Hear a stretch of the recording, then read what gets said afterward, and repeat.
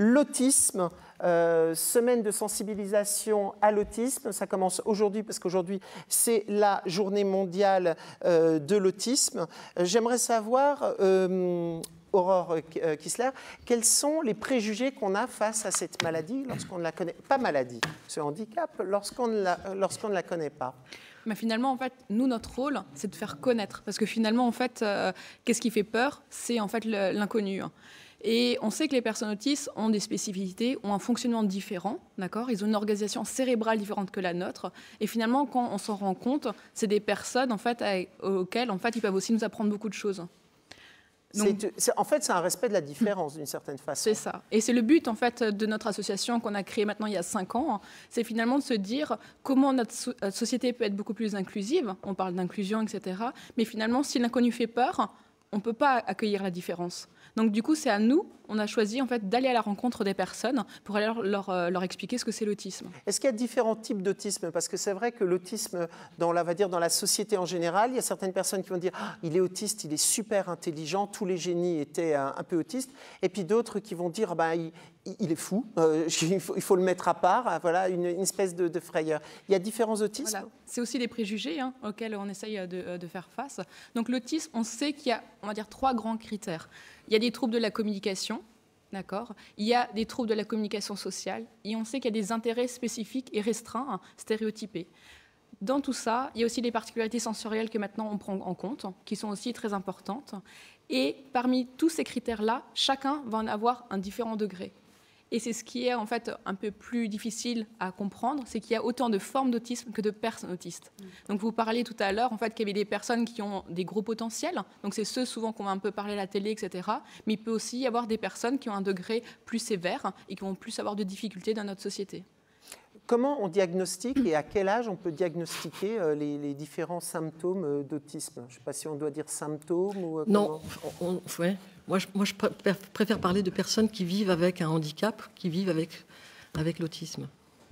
Et à partir de quel âge on sait qu'avant l'âge de 2 ans, on peut déjà repérer certains symptômes, mais les critères diagnostiques, on va dire, les évaluations qui sont faites, on va dire à partir de 2-3 ans. Mais il faut savoir que l'autisme peut être diagnostiqué tout au long de la vie.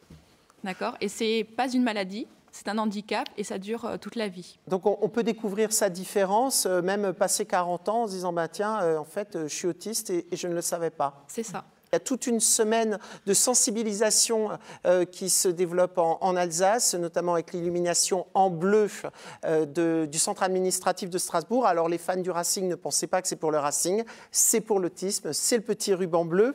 Est-ce que l'autisme, ça se soigne ? Ça ne soigne pas, il n'y a pas un médicament, mais par contre, il y a plutôt un accompagnement qui va être proposé pour aider les personnes. Alors, aider les personnes, souvent, on se rend compte aussi que, dans un premier cas, ceux qui ont besoin peut-être d'autant d'aide, c'est aussi les parents. Est-ce qu'il y a un accompagnement? Est-ce que le milieu médical, il est formé à cela? C'est une question très pertinente.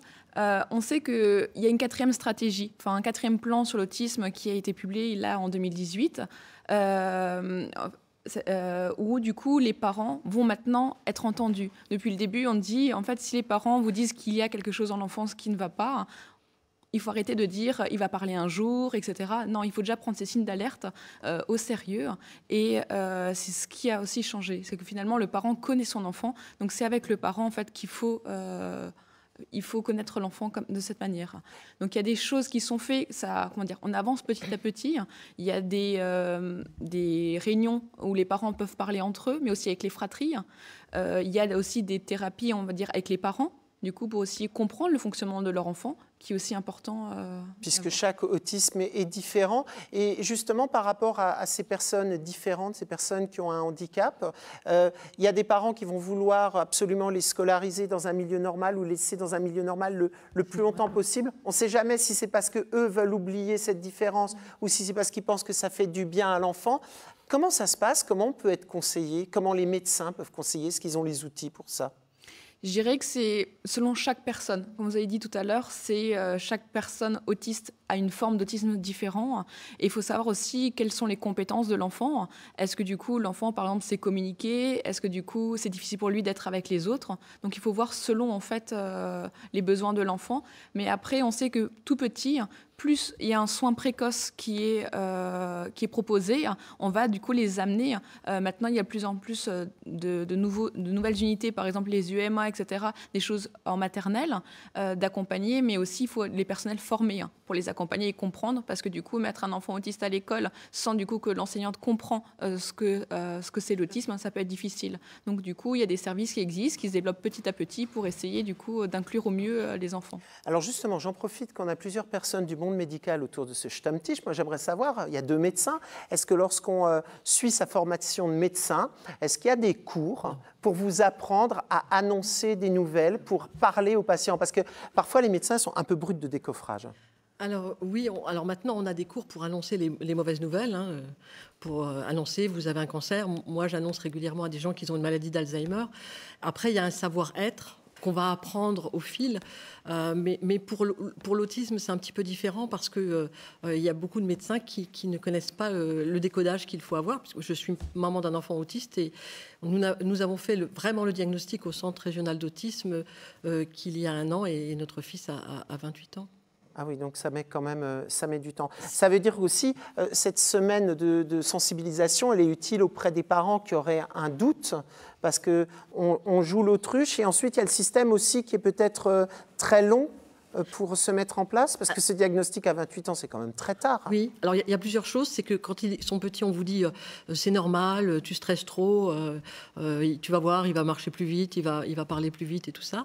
Après, c'est vrai qu'il y a différentes formes d'autisme. Donc à partir du moment où il commence à parler, à faire des choses un peu comme les autres, on se dit bah oui, j'ai stressé, c'est pas ça. Vous allez voir des professionnels, vous faites des tests, mais tout le monde n'est pas formé pour tous ces tests-là. Et donc, c'est vrai que les centres régionaux d'autisme n'existent que depuis pas très longtemps. Et puis, quand vous avez vraiment... De toute façon, nous, on le sait depuis très longtemps qu'il a ce problème-là.